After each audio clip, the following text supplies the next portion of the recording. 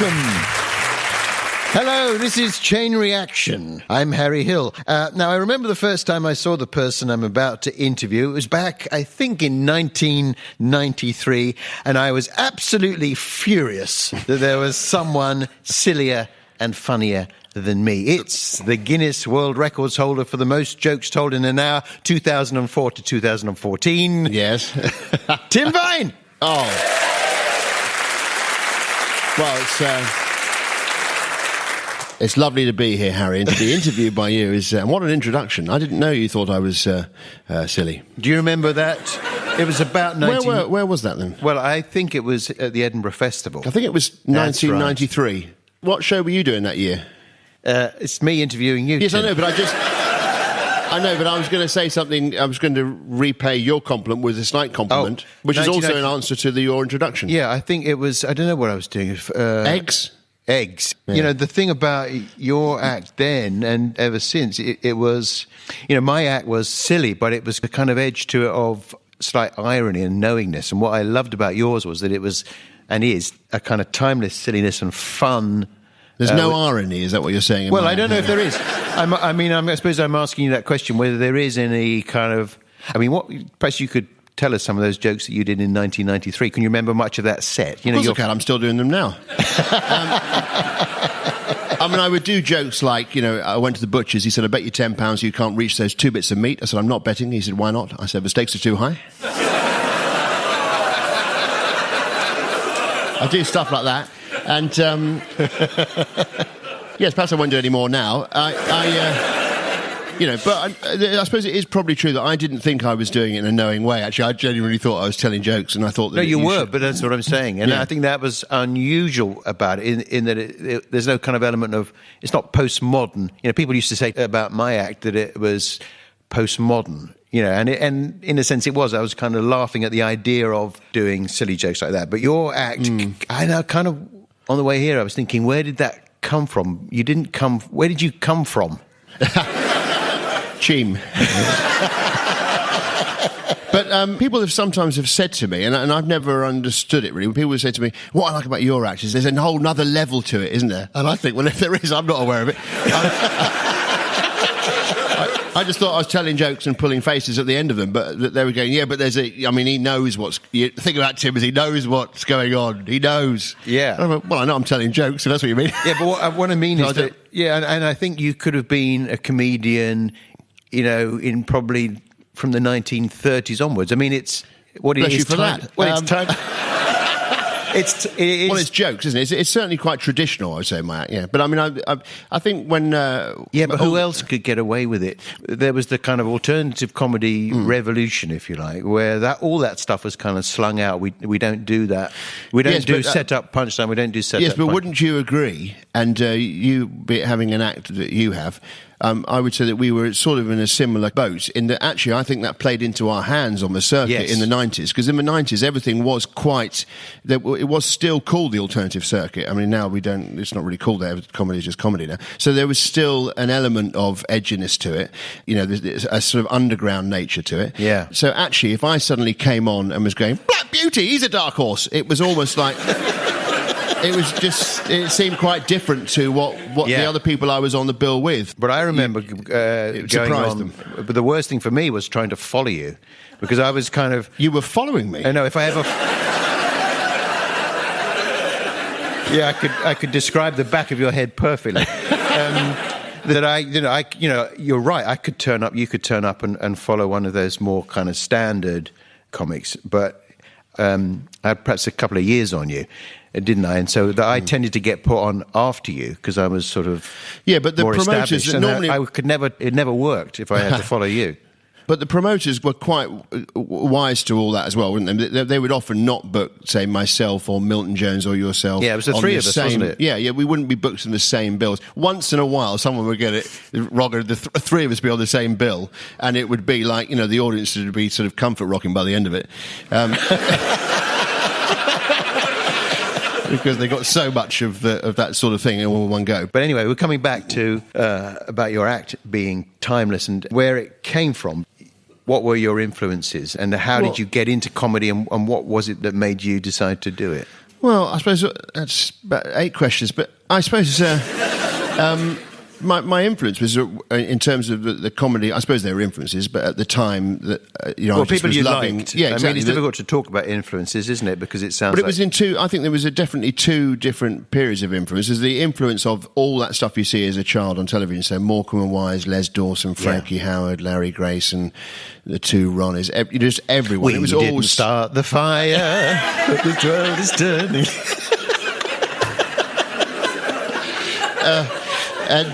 You have 2. I think you do have. No, I was going to say, just to answer the question that you'd asked if I could.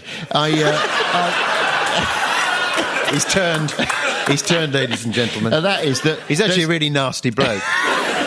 That on the one hand, you have all those people you saw but never met. It was all on television. But then once I discovered that comedy clubs existed, and then you go... Yeah, but that's a long time after. Yeah, but then those people... I mean, you are an influence on me because I see you in a room doing comedy. People doing 20 minutes. The first time you see people like Eddie Izzard and Alan Davies and Kevin Day, and these people doing 20-minute spots when you're doing your 5-minute open spot. For me, it all becomes about them. You sort of study them. It becomes like an adventure trying to get up to 20 minutes. But the comedian that you often get compared to is Tommy Cooper, obviously. Well, I loved Tommy Cooper. Tommy Cooper was probably my favourite when I was growing up.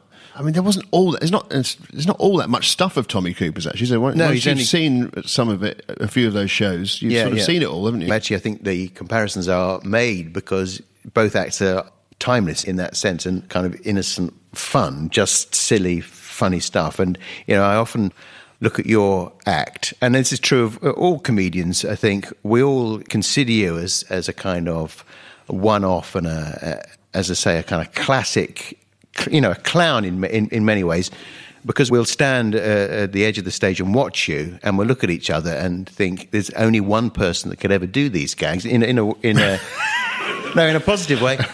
Because, your act, I could do maybe 5 minutes of it, but there's something about you, the way you sell it, because on paper, those jokes...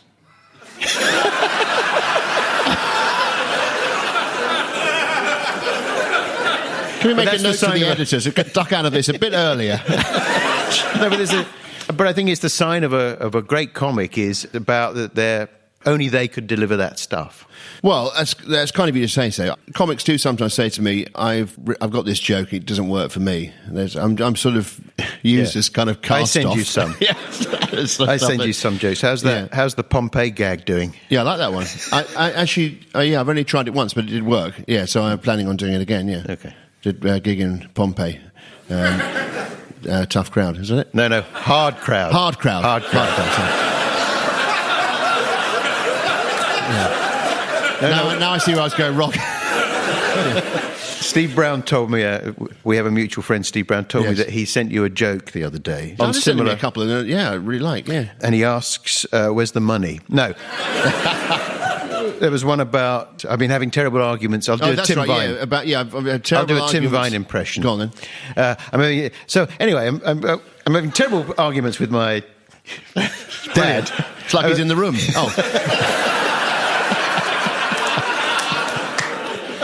Terrible arguments with my dad about the shoe coverings he's wearing. Terrible spats? Yeah, you could say that. Something like that, wasn't it? Something like that, yeah. No, thanks for test driving that one. I've made a decision. So when you started, did you find it was easy to get gigs? Well, I started with doing sort of the kind of jokes that I now do. When you sorry to interrupt. Now, yes. Because I want to go. Longer gaps after the questions. Really. I want to go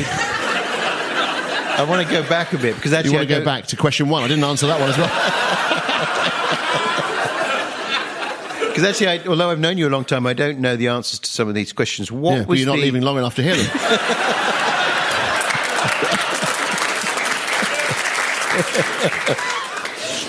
I've just realised something about me. I don't like sharing. I can come back on another day and do the answers. Did you go to university or college, or what do you? No, I didn't go to university. So tell me, you leave school and then what? Sometimes I do a joke where I say to someone in the front row, "Did you go to university?" And they go, "No," and then I go, "Neither did I. I'm surprised we didn't bump into each other." But no, I didn't. No, I left school at 18. Because you're a smart bloke. I sound like I might be smart. True. But interestingly, actually, on the subject of sounding a certain way, there was a sort of... I do sound quite posh. And I remember I sort of started at the Comedy Cafe, and I was at the back of the room in the Comedy Cafe once, and there was someone on stage, and he was totally dying. He was kind of really, really posh, and he had this bow tie on, and he was, and the audience were kind of sort of shouting and hating Prince him. William. That's him. And I was standing with Noel Faulkner, who runs the Comedy Cafe, or used to. Noel said, "You know why he's dying, don't you? It's because he's posh." And I said, "But I'm posh." And he goes, "Yeah, but that's different. You're an idiot." But there's an element of truth to that. There's an element of truth that although I sound quite posh, on stage I play quite low status. I do play quite a bit of a moron in terms of my, that's just the overall atmosphere you get is this is a bloke being stupid. Yeah, but you are, I know you well enough to know that you're not stupid. Well, but you leave school. Why didn't you go to? You didn't want to go to college, or what was the plan? I wanted to be a pop star when I was younger, so I kind of was. I was fixated on that for a very long time, and I still write lots of songs and things. I've got a mate who I met when I was 18, an engineer in studio. He now has his own studio, and I go and record whole albums that I don't really let people. Yeah, well, listen I'm a to. particular fan of your song "Pen Behind the Ear." Yeah, but that's a comedy song. I'm talking about kind of serious songs. Right. Well, they're serious when I start writing them. At the end of them, they're laughable. But, I think every comedian wants to be a singer, and every singer wants to be a comedian. Yeah, exactly. In some ways. And I'm familiar with that circle. But so you wanted to be a pop singer? That's what I wanted to do. Is that? But I never. Unlike with comedy, where you find I didn't know there was no system that I knew of for becoming a pop star. So all I did was the classic thing of writing songs and just hundreds of songs and singing them in my bedroom, and then occasionally recording them. Once in a while, I'd send tapes to people and stuff. I wasn't doing gigs. I remember ringing up, I think not CNA. That's not a. What's the name of the CNA Records? CNA Records. No, A&M Records? Maybe. Well, anyway, I rang up one of them, and I managed to get through to the A&R department, and I was trying to, get some sort of meeting. I was signed to the Debenhams label for a while. They were great. Some great rapping. But anyway, and I said to the A&R person, "Give me a title for a song, and I'll write a song." And he said, and he was just trying to get me off the phone, and he goes, I don't know, the music my spirit dances to. And so I went off. So I went off and wrote this song called "The Music My Spirit Dances To," and I sent it to him. And I rang up a week later or whenever. I said, "Did he get it?" And he goes, "Yeah." I said, "Did you like it?" He goes, "Yeah, it was all right." And then it's all right. Yeah, it was. And that was kind of sing a bit for us now. It started with a sitar, weirdly.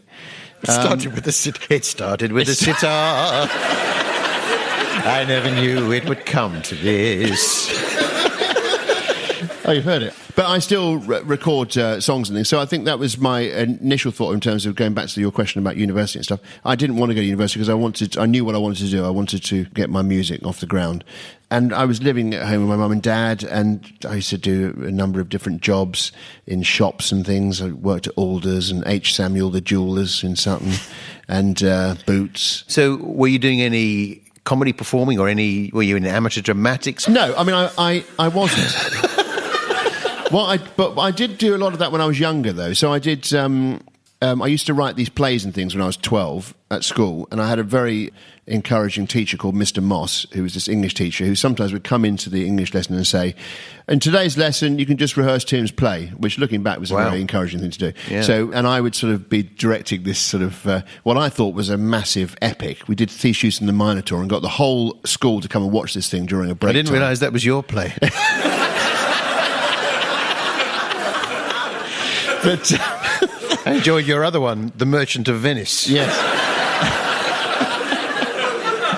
Yes, that. But you were a fan of comedy, and were you... See, when I was watching Monty Python or The Young Ones, I was thinking, I've got to do that, I want to do that. And I was constantly writing funny sketches and jokes and all that, but you weren't doing that. Your interest was in music. Yeah, I think it was, actually, yeah. Yeah, how do we get from working in Boots... Yeah, well, I saw an advert in there for the Comedy Cafe saying it was a new acts competition night, and you just ring up, put your name on a list, 12 acts, do 5 minutes each, and then the winner gets 25 quid. And I went along. I was friends with the security guard where I was working in Croydon in this office, and we both went along. We both put our names down to do 5 minutes each just as a laugh, you know. Mm. And you hadn't done anything prior to that? No, I'd only been in bands and things, local bands, you know. You know, I see your act as so kind of well-formed and kind of inevitable in a way that I'm surprised you're sort of saying that you fell into it in a way. Well, no, because it did feel, without sounding too romantic about it, it did feel like, I'm trying to find what you should be doing. Yeah. You know, I mean, I really like my darts, and when I meet really, really good dart players, you can sort of tell that it's not just the practice, there's something that, that they already have some sort of an aptitude for it. And I think this was the thing that, more than the music maybe, I had more of an aptitude for. You have a dartboard at your house, don't you? I do, yes. And 3 darts, yeah. Yeah. You don't remember this, but I've never been to your house, and actually your house is a great insight into you and your... Oh, dear. Yeah, it's a little bit like one of those hoarding programs, but... It's a tip. It's an absolute tip. No, it's not. It's not. I mean, I occasionally watch those hoarding programs and do a slightly sort of uncomfortable face when I'm watching it, but then they'll say something and I think, no, actually, that's not me. Yeah. Because I can throw newspapers away. You know, I'm sort of... I can throw things... It's not... No, but what was interesting was that we turned up... We were on the way back from a gig, and it was unexpected. And there's all this stuff, like, you know, there's like a giant top hat with wasps attached to it. And I said, what's that? And you said, well, it's a prop I had made, but I never came up with a joke for it.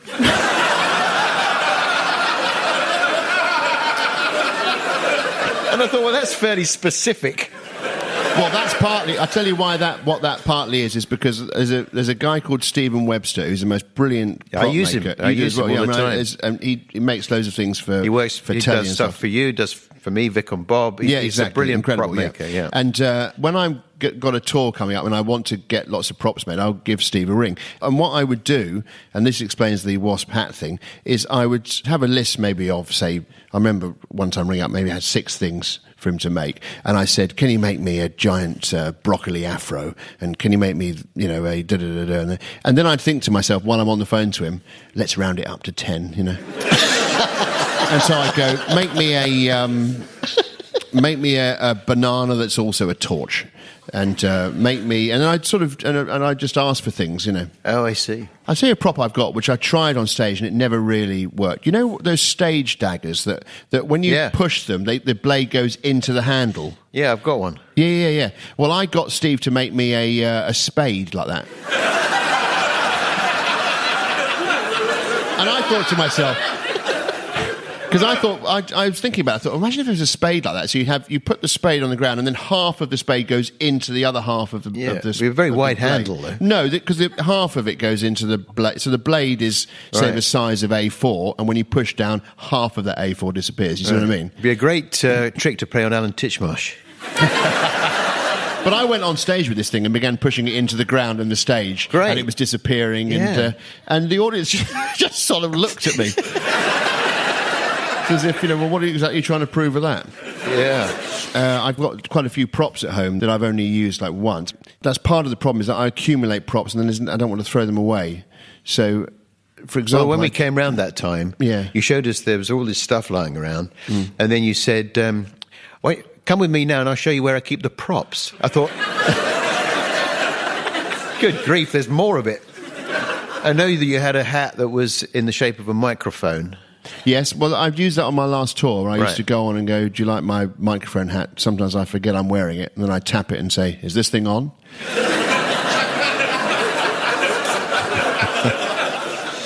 And, so you film these... So this is another fascinating aspect to you, I think, that you haven't pursued a kind of TV career in a sense. You know, to me, I remember seeing a pilot you made for the Tim Vine show, which I thought was fantastic, and... It seems to me a great shame there's never been... I know you've done game shows and appeared on Celebrity Squares, and you're obviously really fussy about what you do, but the...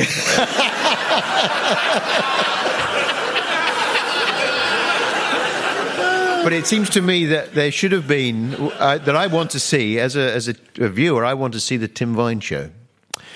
Yeah, well, you're speaking to the wrong person about that. I don't commission things, but the thing is, the thing that I enjoy most is the creative process and being creative. So actually, it is true that I haven't had any great the Tim Vine show on TV as such has not happened, but I do like sort of creating things and not necessarily showing them to anyone, because to me it's the creative bit that's the bit I is the fun. Certainly, that is the fun, but. I mean, I know you've made these... do you want to talk about those films you've made? Which films? Not those films. Right, yeah. Well, yeah, I make films and things, and... I find this really interesting about you, is that, so many of us in life have to make... TV is about compromise, largely. I've made a hell of a lot of TV shows, and it's always about you have to go through this phase with the commissioning editor and the controller. Oh, he doesn't like that. Can you tone this down? Can you take that out? Nothing makes you feel less funny than those meetings, does it? Yes, exactly. Yeah. And I've always somehow managed to navigate away where I've thought, okay, well, I'll give them that and I'll take this for myself. But what I've always admired about you is that you're very single-minded about that. And if you don't know, Tim has made 2 films, one called Library Altitude Zero, which is a sort of... Is it a murder mystery set in a library? I have seen it. You play a pilot, don't you? I play a pilot because I wanted to wear the costume, yeah. Would you... and a wig. Would you... I wanted to wear that as well. Would you outline briefly the... It's just a pilot who's forced to take a one of the things about making films, actually, is that... And I've only made 2, is that... and they're sort of feature length, as in they're an hour and 20 minutes. But the thing that perhaps why I don't make them immediately available or push them and say, you must see this, is they're not really gag fests. So it's not really like loads and loads of jokes, which is what I'm known for. It's almost like it's like a holiday from all that for me. I can tell a little story, So anyway, I play an airline pilot, and there's a mystery in a library. And then the next one I did was called Fear Moth, and it's about a giant moth is attacking a small village, and I'm the manager of a light bulb shop. So,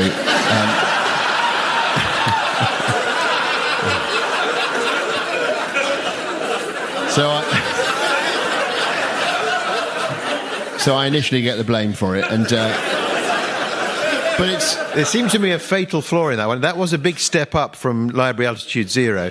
Yes. If you're just tuned in, you're listening to Film 2017 with me, Barry Norman. There was a big step up from Library Altitude Zero, but there seemed a fundamental flaw in that, Fear Moth, if I may say, in that you were running a light shop and it was attracting the moth at night. Why didn't you just turn the lights off in the shop? Because if you'd watched the film... And I think you were there. You were one of the people who was invited to the Curzon in Soho to sit there for an hour and 20 minutes. You'd know that actually, without giving away anything, there was more to that moth than being attracted to light, was there not? It was a cycle. Okay. The frustration for me... I got the blame for it, because to the local council, and I was on the council of that little village of Hazel Pocket, if you must know, which is where the moth was attacking, I was the obvious suspect. I was picked on by the evil councillor, Roger Pansling.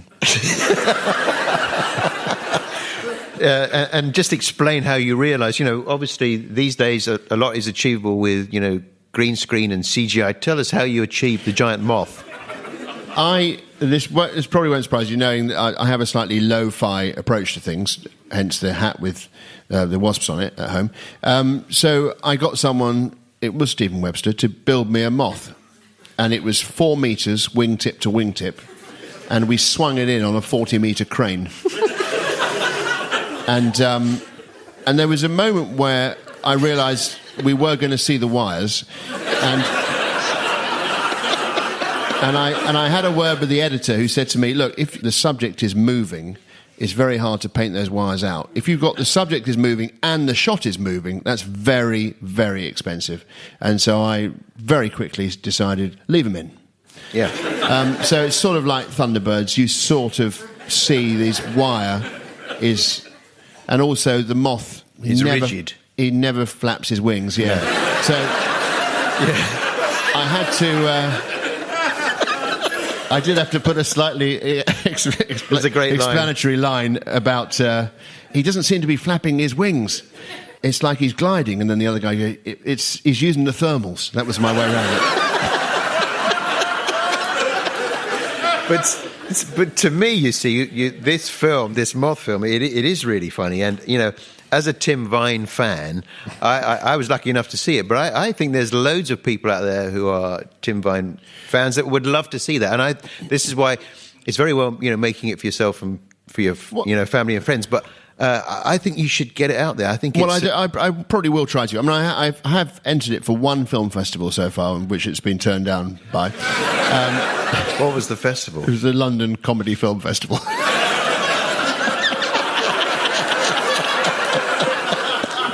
And they expressed an interest until I showed them a screener. Oh yeah, we love Tim's stuff. We'd love to see it. It's not for us. They saw the wires. But what I'd like to do, actually, is I've never been part of a film festival. I would love it to be part of a film festival like in Japan or something, where I have to fly out there and be questioned by 30 Japanese film fans, you know, about it, or something like that. Yes. I understand that a local diner in Cheam, your hometown, has named a burger after you. Well, yes, the American Way restaurant in Cheam, which opened in 1973, and I think I had my 6th or 7th birthday party in there. It's slightly controversial because it didn't name one after me. Hang on. I wanted it to be called the Tim Vine Burger, and it's called the You Must Be Joking Burger, open brackets, as recommended by Tim Vine. I'll have the You Must Be Joking Burger, brackets, as recommended by Tim Vine, with cheese, please. Ladies and gentlemen, Tim Vine.